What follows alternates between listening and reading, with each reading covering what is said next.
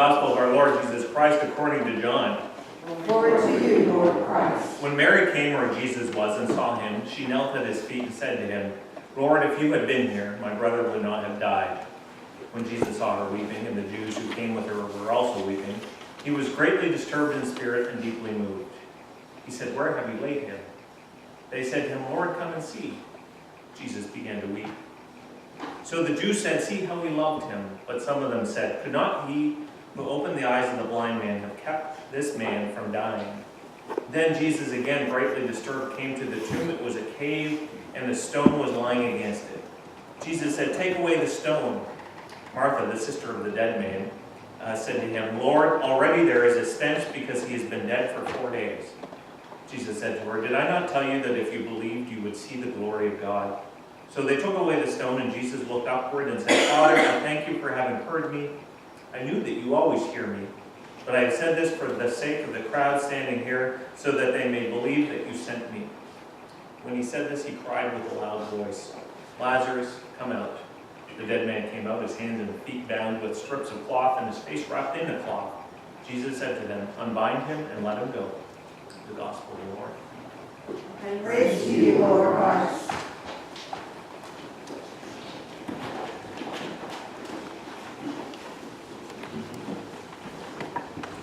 In the name of the Father, and the Son, and the Holy Spirit. Amen. Amen. Please be seated. Good morning.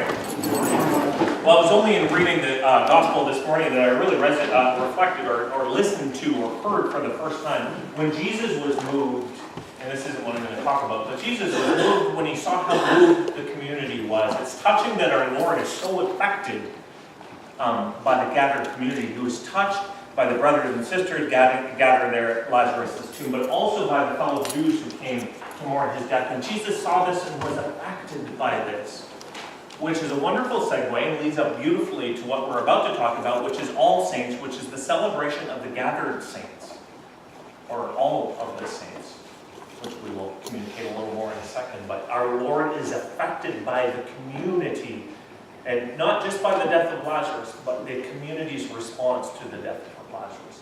Well, it was your senior warden was teasing me the other day about how I like to ask questions in church. And he says, Aaron, you don't see how many people stare at their feet and kind of shuffle because they don't necessarily like to answer questions during church. But I said to him, how fun is church without interaction, right? And by the way, the first 2 services were on the ball, so you have a lot to compete with. They got this. I got a bunch of questions for you. New Anglican class members not welcome to respond to this. But I want to talk about, today is All Saints, which is one of our 6 festival days, as high as they come in our church. One of our 6 highest celebration days. So I want to talk about first the calendar quickly, and then I'll come and talk about tied in with All Saints and kind of the impact upon All Saints. But does anybody know, besides the new Anglican members, when the beginning... Gretchen, you're going to know this, though, when the beginning of the church year begins. And not organized either, or heard all this. When does the church year begin? Advent. Nice. Good response. Someone said Easter last time. It's not Easter. It's Advent. Easter, and we'll talk about that in a second, but Easter was the first great festival day that we had together as a church. We still, to this day, don't agree on which day we should celebrate it. But Easter was the first great day that we had. It was the center of our worship life, and every Sunday reflects that great Easter day. By the way, when is Easter? But it's the vigil, that's not a question. It's the vigil which happens on the Saturday or the Sunday at dawn. It's not the Easter Sunday service. That and $1 might get a cup of coffee somewhere, but if you want to feel a little better about people who come here on a Sunday at Easter, it's the service that precedes that. Is a beautiful service worth coming to.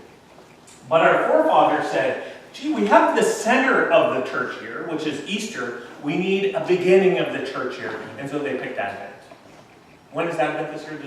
That's a legitimate question. Anybody know when that is? January 29th? December. No, November. November. Advent begins, it's okay, you're close. Advent begins the Catholic catechesis coming through, shining through time. The Advent is the first Sunday of the 4 Sundays that precede Christmas. And as we come into that now, we're coming up upon the beginning of our church year, you're going to start to hear the haunting text of an Israel longing to be redeemed. That great Latin poem, I say this every year, but the great Latin poem is the best summation that I have of what Advent reflects. O come, Emmanuel. O come, God be with us. And ransom captive Israel. Right? Come in and rescue us, redeem us, come back, O Lord, and restore us to the life which you meant us to be. And so it's a preparatory season, 4 weeks, to prepare us for Christmas, which begins on December 25th. I'm not even going to ask you, and lasts how long? 12 days. Right? On the 12 days of Christmas, my true love gave to me. If you want to understand Christmas carols or history, you have to understand church trivia. I guess that's what this sermon is going to be, church trivia this morning. Good King Wenceslas last looked out on the... When's the Feast of Stephen?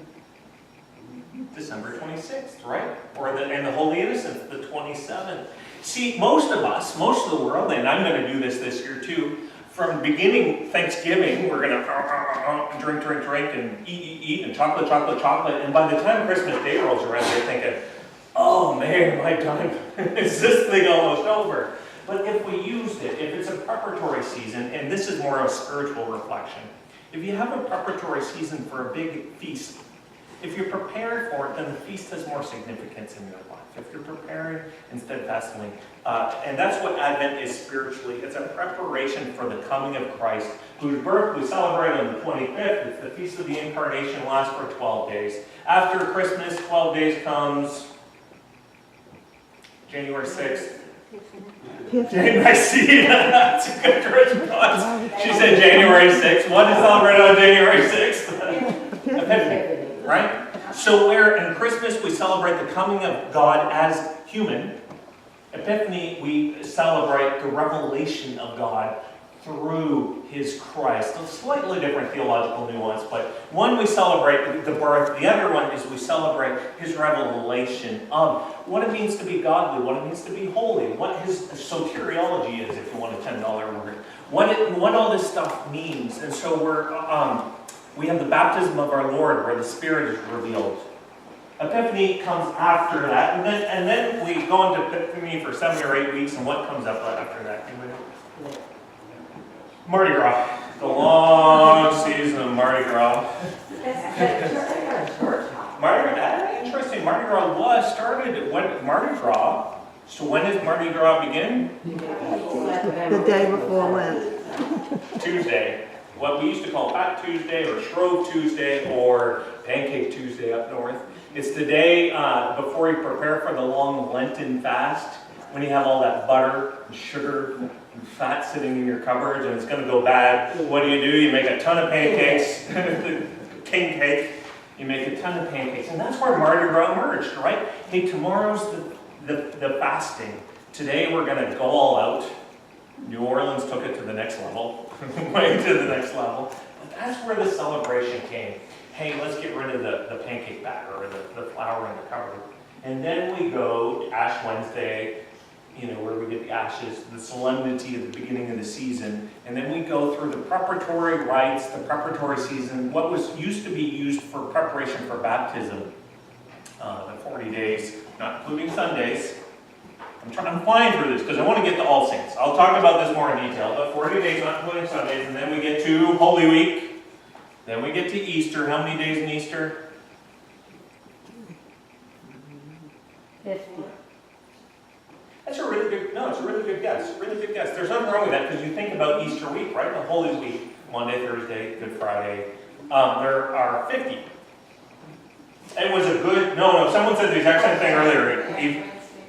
It begins Easter, it begins at the Easter Vigil and continues on for 50 days. Within 40 days, I don't want to bore you, but for me, I hope this helps. If I'm not just looking forward to, hey, when am I going to have to buy gifts for that person? Or when am I going to have to cook for those people? Spiritually, if I'm looking at the calendar year in light of what our Lord did or what our God did or what I'm doing in the midst of that, it helps deepen my faith. And I hope I can pass that on to you in an exciting way. I hope that helps. Instead of being a consumptive calendar, which Macy's wants us to be, or Walmart. It's a spiritual calendar, which is the original intention of all this, right? So as we go through the 50 days of Easter, we come through the Ascension, which is 40 days in, I think that's right. And then we come to, this is where I'm getting to, we come to the great day in classic England. It used to be Whit Sunday, but now it's called Pentecost.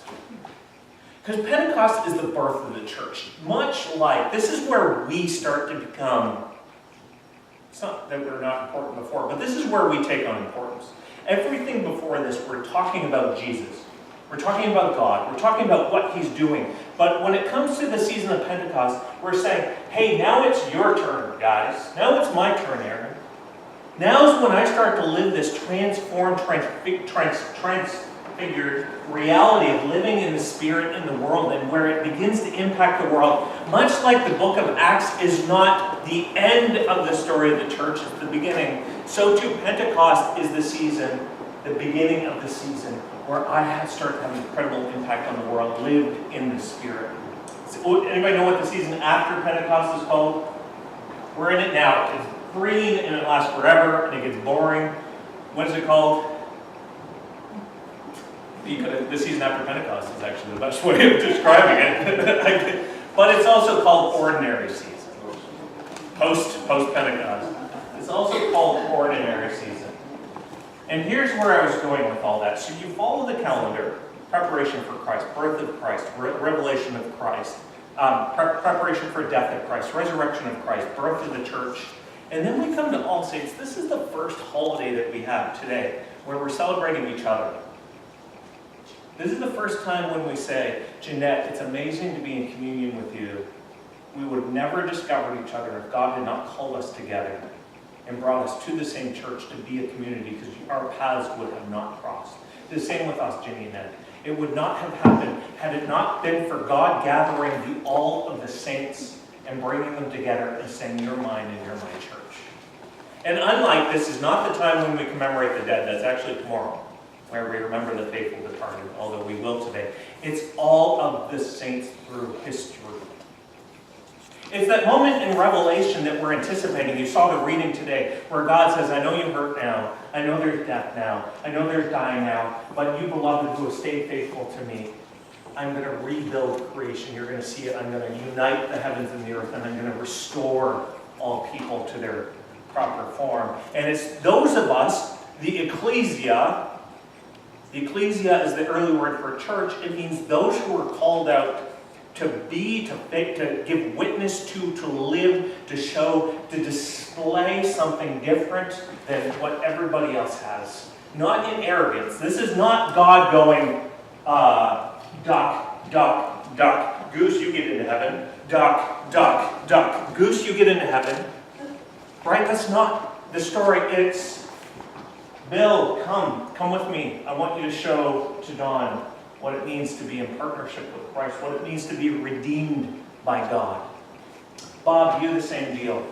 Don, you the same deal. Gretchen, you the same deal. Come, we have an exciting story to share with the world. They're going to have a hard time receiving it, but we get to participate in the act of displaying it, living it, allowing our lives to be changed. And you and I come up on this day, and for in some great mystery, when we're going up here, we gather together with all the saints of all history, recognizing that reality. Not just you going up for communion, but you and me going up for communion. And you and me and St. Stephen, the first martyr, going up for communion.